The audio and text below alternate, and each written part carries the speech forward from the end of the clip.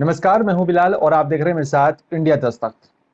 और चलिए बुलेटिन में सबसे पहले बात करेंगे उत्तराखंड की। खबर लक्सर से है, जहां पर आपको बता दें कि लक्सर रुड़की मार्ग पर सैलानी पुल के पास एसडीएम संगीता कनौजिया की बोलेरो गाड़ी को अनियंत्रित कैंटर ने यहां पर टक्कर मार दी है। बताया जा रहा है कि टक्कर इतनी जोर से लगी कि गाड़ी के परखचे उड़ गए। इसी दुर्घटना में एसडीएम की गाड़ी के चालक और पीआरडी जवान गोविंद कुमार की मौके पर ही मौत हो गई है। एसडीएम संगीता कनौजिया भी गंभीर रूप से घायल बताई जा रही हैं। और बताया जा रहा है कि एसडीएम संगीता कनौजिया रुड़की से लक्सर आ रही थी। दुर्घटना के बाद आरोपी कैंटर चालक कैंटर को यहाँ पर मौके पर ही छोड़कर फरार हो गया। दुर्घटना की सूचना में बताया जा रहा है कि पाकर पुलिस प्रशासन में हड़कंप मच गया था। लक्सर कोतवाली के एसएसआई मनोज सिरोला और साथ ही प्रशासन के कई अधिकारी कर्मचारी मौके पर पहुंचे। घायल एसडीएम कनौजिया को हायर सेंटर रेफर कर दिया गया। पुलिस ने मामले की छानबीन शुरू कर दी है।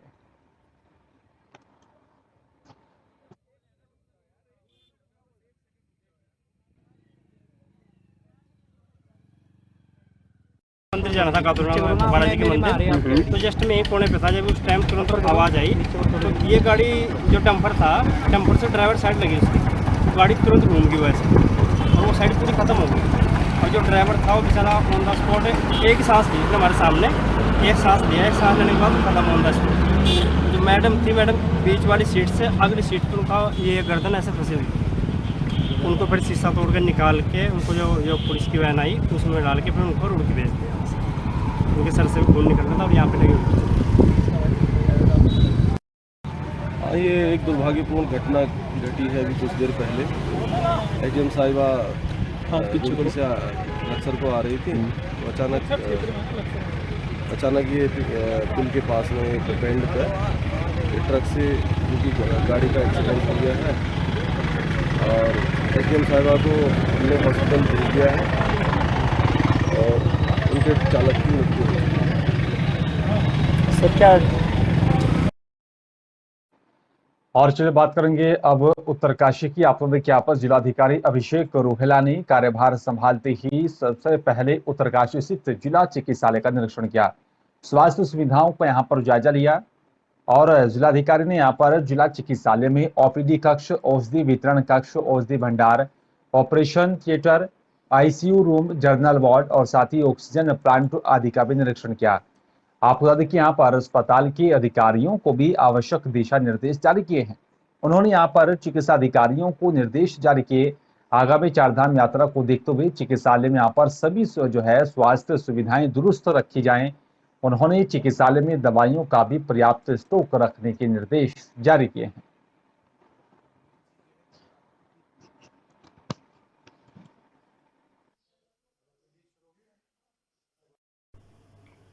आज जिला अस्पताल उत्तरकाशी का निरीक्षण किया गया। निरीक्षण के दौरान आपातकाल में और जो हमारी स्लिप्स बनती हैं उनमें कर्मचारी पाए गए। डॉक्टर्स भी अपने राउंड पे थे। मेरे द्वारा उनको निर्देशित किया गया है कि आगामी यात्रा को देखते हुए दवाई आदि की आपूर्ति समय पर कर ली जाए और जो भी व्यवस्थाओं में को सुदृढ़ करने की तत्काल आवश्यकता है उस विषय में हम आगे भी एक बैठक करेंगे।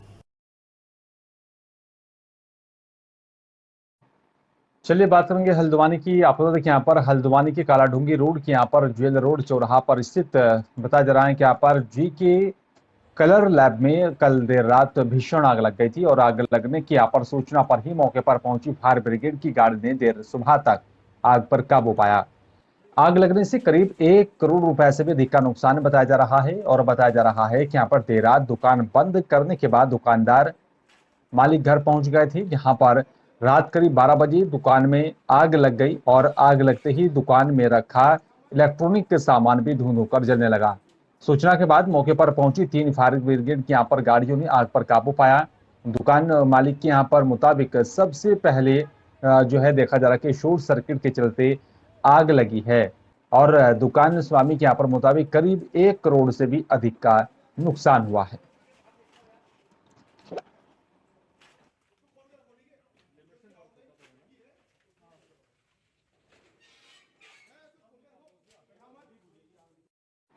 और हल्द्वानी में कोविड-19 के ओमिक्रॉन XE वेरिएंट को लेकर भी कई राज्यों में यहां पर अलर्ट घोषित कर दिया गया है। आशंका जताई जा रही है कि कोविड के यहां पर चौथी लहर में सबसे ज्यादा असर बच्चों में देखने को मिल सकता है। इसको लेकर नैनीताल स्वास्थ्य विभाग ने भी टेस्टिंग बढ़ाने के साथ ही साथ स्कूलों को भी दिशा निर्देश जारी कर दिए हैं, जिसमें यहाँ पर छात्रों को मास्क के साथ ही साफ सफाई का और साथ ही सैनिटाइजर का भी विशेष ध्यान रखना होगा। कोविड की नई वेरिएंट की यहाँ पर दस्तक के बाद कई राज्यों में स्कूल में के पढ़ाई को छोड़कर यहाँ पर गतिविधियों पर रोक लगा दी गई है। ऐसे में ओमिक्रॉन XE की नई वेरिएंट को लेकर नैनीताल स्वास्थ्य विभाग गंभीर है और साथ ही स्वास्थ्य विभाग ने टेस्टिंग बढ़ाने के साथ ही स्कूलों में बच्चों को मास्क, साफ सफाई और साथ ही सैनिटाइजर का विशेष ध्यान रखने के निर्देश जारी किए। हाँ, इसमें मतलब घबराने की कोई बात नहीं है। सारी तैयारी प्रशासन और स्वास्थ्य विभाग के द्वारा की जा रही है। आज ही मुख्य चिकित्सा अधिकारी के द्वारा भी मीटिंग रखी गई, तो उसमें सब फिर से सारे स्कूल्स को और सारे जो मेडिकल ऑफिसर इंचार्ज जैसे हमारे पूरे जिले के जो 8 ब्लॉक्स हैं, उनको आज दिशा निर्देश दिए जाएंगे। स्कूल से बच्चे जा रहे हैं, लेकिन हाँ कि मास्क पहन पूरी कोशिश करें, मास्क पहन के जाएं, हाथ साफ रखें, सैनिटाइज करें और एक सामाजिक दूरी है जो है वो मेंटेन रखें। घर जब आ रहे हैं स्कूल से तो भी एक हाथ साफ रखना, अपने कपड़े साफ रखना, क्योंकि ये परिवार को ही हमें सतर्कता रखनी पड़ेगी, क्योंकि हम स्कूल तो बंद नहीं कर सकते हैं या कोई लॉकडाउन, अब कर्फ्यू बार बार तो नहीं रखा जा सकता। हमें धीरे धीरे इसके साथ इनकी जो जो वायरस की जो एक लाइफ साइकिल जिस तरह उसको समझना पड़ेगा और अपने आप को सतर्क रखना पड़ेगा। और धर्मनगरी हरिद्वार में अग्रवाल वैश्य समाज की हरियाणा के यहाँ पर तत्वाधान में 2 दिवसीय राजनीतिक प्रशिक्षण शिविर के यहाँ पर कार्यक्रम का दूसरे दिन 2 दिवसीय प्रशिक्षण शिविर में यहाँ पर अग्रवाल वैश्य समाज से जुड़े कई प्रदेशों के लोगों ने प्रतिभाग किया। प्रशिक्षण शिविर में अग्रवाल वैश्य समाज के यहाँ पर युवाओं को राजनीतिक क्षेत्र में कई अहम जानकारियां दी गई, जिससे आने वाले समय में अग्रवाल वैश्य समाज की यहाँ पर युवा देश की राजनीतिक क्षेत्र में अहम भूमिका निभा सके।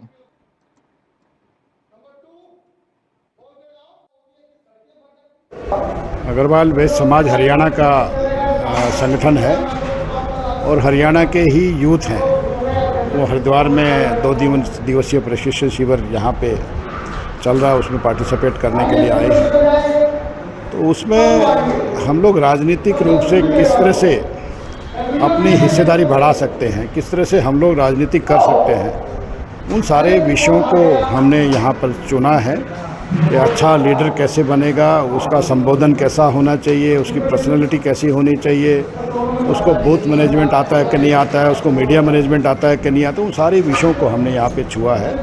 और यह प्रशिक्षण शिविर अग्रवाल वैश्य समाज युवा एवं छात्र इकाई द्वारा हरिद्वार में आज आयोजित किया गया है। इसमें अलग अलग वक्ताओं ने, अंतर्राष्ट्रीय स्तर के वक्ताओं ने अपनी अपनी बात रखी। जैसे सबसे पहले वक्ता थे, उन्होंने हमें बताया कि सोशल मीडिया और डिजिटल मीडिया का क्या उपयोग है अपनी डेली लाइफ में और कैसे हम राजनीति में इन चीज़ों का उपयोग कर सकते हैं। उसके बाद के वक्ता ने, दूसरा सेशन था हमारा, उसमें हमें बताया गया कि अच्छा श्रोता बनना क्यों ज़रूरी है।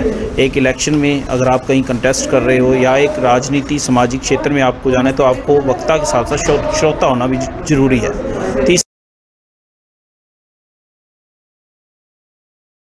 बात करेंगे और कहते हैं कि जब किस्मत खराब हो तो यहाँ पर इंसान क्या करे। नैनीताल मार्ग में कालाढूंगी के यहाँ पर पास एक व्यक्ति सेल्फी लेने के लिए यहाँ पर रुका था और बताया जा रहा है कि एक कार ने उसे जोरदार टक्कर मार दी। हालत गंभीर होने पर उसे हल्द्वानी रेफर कर दिया गया है। कालाढूंगी नैनीताल मार्ग में यहाँ पर कालाढूंगी के पास लाल मिट्टी पर मुक्तेश्वर निवासी नीरज नामक व्यक्ति अपनी बाइक से उतरकर सड़क किनारे सेल्फी ले रहा था। तभी नैनीताल की तरफ से आ रही यहाँ पर एक तेज रफ्तार कार ने यहाँ पर उसी जोरदार टक्कर मार दी, जिसके चलते वो गंभीर रूप से घायल हो गया था। और बताया जा रहा है कि सभी वहां पर बाल बाल बच गए, लेकिन उनकी कार क्षतिग्रस्त हो गई थी।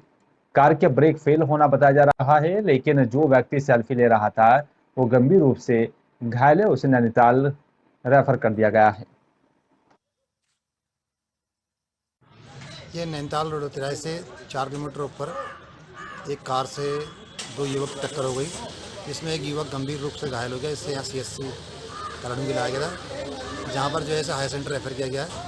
युवक की स्थिति अत्यंत गंभीर होने लगी है और उपचार के माध्यम से इसे हल्द्वानी रेफर किया। मसूरी देहरादून विकास प्राधिकरण की तरफ से मसूरी मॉल रोड पर ये सौंदर्यीकरण किया जा रहा है और उसी को लेकर यहां पर जो है मसूरी देहरादून विकास प्राधिकरण की वीसी ब्रजेश कुमार संत ने यहां पर मसूरी का दौरा किया। माल रोड सहित आसपास के क्षेत्रों की जानकारी ली। इस मौके पर मसूरी देहरादून विकास प्राधिकरण के अधिकारी, सचिव और साथ ही अन्य विभागों के अधिकारी भी मौजूद रहे। आपको बता दें कि मसूरी देहरादून विकास प्राधिकरण की तरफ से समय समय पर मसूरी में विभिन्न विकास कार्य किए जाते रहे हैं और हाल ही में प्राधिकरण की तरफ से बहुउद्देशीय टाउन हॉल का भी निर्माण किया गया है। इसके बाद अब प्राधिकरण की तरफ से मसूरी माल रोड का सौंदर्यीकरण किया जाना है, जिसको लेकर विभाग में यहाँ पर सभी तैयारियां पूरी कर ली गई हैं और इसी को लेकर विभाग की अधिकारियों ने प्राधिकरण के वीसी ब्रजेश कुमार संत के साथ मसूरी का निरीक्षण किया। बेसिक प्लान ये है कि मसूरी एक बहुत पुराना शहर है और हमारी धरोहर है, ना ही प्रदेश की पूरे देश की धरोहर है। इसमें जहाँ इसमें दिखाई दे रही है कुछ कमियां हैं या पैचेस हैं, कोई चीजें हैं, तो उनके रिस्टोर करने की बात है, उस पर हम ध्यान दे रहे हैं। और उत्तराखंड हाईकोर्ट ने खानपुर से चुने गए निर्दलीय विधायक उमेश कुमार उर्फ उमेश शर्मा की चुनाव को चुनौती देने वाली याचिका पर सुनवाई की है और मामले को सुनने के बाद न्यायमूर्ति शरद कुमार शर्मा की एकल पीठ ने उमेश शर्मा को नोटिस जारी करते हुए 4 सप्ताह के भीतर अपना पक्ष रखने को कहा है। कोर्ट ने यहाँ पर मामले की सुनवाई के लिए 4 सप्ताह बाद की तिथि यहाँ पर तय की है। उमेश शर्मा ने अपने इलेक्शन के अंतर्गत बहुत सारी चीजें जो कि न्यायिक प्रक्रिया के विरुद्ध थी, जिनको किया था, जिसमें कि उमेश शर्मा ने अपने विरुद्ध सुप्रीम कोर्ट ने उसके खिलाफ 30 मामलों को संज्ञान में लिया था, उसके द्वारा दायर किए गए ट्रांसफर पिटीशन में। उमेश शर्मा ने उन सभी चीज़ों का संदर्भ इलेक्शन पिटीशन में, इलेक्शन के सामने अपना नॉमिनेशन फाइल करते समय प्रारूप 26 के अंतर्गत नहीं दिया था, सिर्फ 13 ही मुकदमों का संदर्भ दिया था। प्लस उमेश शर्मा ने अपने इलेक्शन के जो रूल्स रेगुलेशंस थे, जिसके तहत उमेश शर्मा को अपने इलेक्शन से पहले अपने खिलाफ जितने भी क्रिमिनल केसेस थे उनके बारे में सारी इंफॉर्मेशंस देनी थी। और जिला विकास समन्वय और साथ ही यहाँ पर निगरानी समिति की बैठक क्षेत्रीय सांसद मल्ला राजू लक्ष्मी शाह की अध्यक्षता में कलेक्ट्रेट परिसर में हुई और बताया जा रहा है कि यहाँ पर बैठक में सांसद की तरफ से सरकार की विभिन्न जन कल्याणकारी योजनाओं की भी समीक्षा की गई। अधिकारियों को आवश्यक दिशा निर्देश जारी किए गए। सांसद ने यहाँ पर अधिकारियों को निर्देश जारी किया है कि सभी अधिकारी आपसी समन्वय बनाकर कार्य करें और साथ ही गुणवत्ता का साथ ही समय पर काम को पूरा करने के निर्देश जारी किए गए। अगर जो आप जानते हैं जो मेन प्रॉब्लम होता है PM-JSY का होता है, उसी के लिए ज़्यादातर समय हमने उन लोगों को दिया और बोला कि जो सड़क का प्रॉब्लम है उसको सॉल्व करना चाहिए और जिस तरह से भी हो, क्योंकि बहुत साल से यही प्रॉब्लम और डिपार्टमेंट इसी का प्रॉब्लम है और इसको हमको इम्प्रूव करना पड़ेगा। अधिकारी लोगों को बोला है और आज हमारे DM साहब आए हैं, नए विधायक लोग भी हैं, सभी आए हैं, पहला मीटिंग है तो सभी को हम लोग ने शुभकामनाएं दी और मीटिंग अच्छी तरह से चले। काफ़ी लंबा मीटिंग था और हम लोग सब मिलकर आगे भी अच्छी तरह से काम करेंगे, यही और सबको शुभकामनाएं। चलिए बात मध्य प्रदेश की करेंगे। आप यहाँ पर पवित्र नगरी अमरकंटक नर्मदा तट रामघाट में अखिल राजगोंड महासभा का राष्ट्रीय सम्मेलन का आयोजन किया गया। विभिन्न राज्यों से आए यहाँ पर राजगोंड समाज के लोगों का आगमन अमरकंटक हुआ और इसी कार्यक्रम के यहाँ पर मुख्य कड़ी में सर्वप्रथम राजगोंड समाज के लोगों ने यहाँ पर मां नर्मदा रामघाट तट के आसपास साफ सफाई की। समाज की महिलाओं ने कलश यात्रा निकालकर कार्यक्रम का शुभारंभ किया। राष्ट्रीय सम्मेलन की यहाँ पर मुख्य धारा में अखिल राजगोंड महासभा में आए मंचासीन मुख्य अतिथि और साथ ही विशिष्ट अतिथियों और साथ ही पदाधिकारियों का स्वागत और सम्मान किया गया।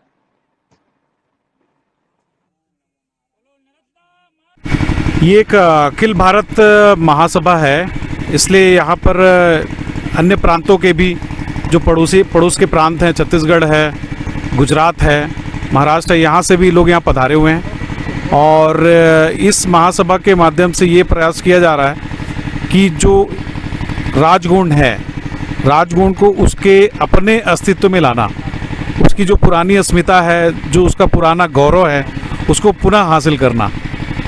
और ये इस जगह को इसलिए चुना क्योंकि यहाँ से गोंडवाना लैंड है, यहाँ 3000 साल 4000 साल पहले से यहाँ पर गोंडवाना का शासन रहा है, राजगोंड का शासन यहाँ पर रहा है। ऐसे अभिलेख, ऐसे पुरातत्व के साक्ष्यों से ये सब चीज़ों का निकलता है, मालूम पड़ता है।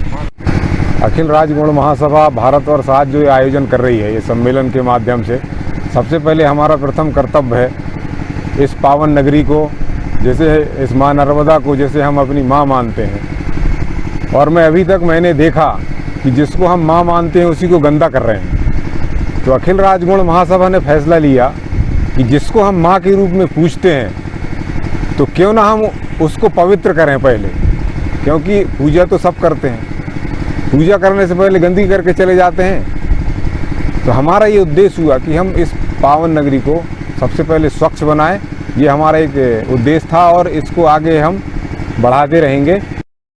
और फिलहाल मेरे साथ सिर्फ इस बुलेटिन में इतना ही, और बाकी तमाम देश और दुनिया की बड़ी खबरों के लिए आप देखते रहिए इंडिया दस्तक। नमस्कार।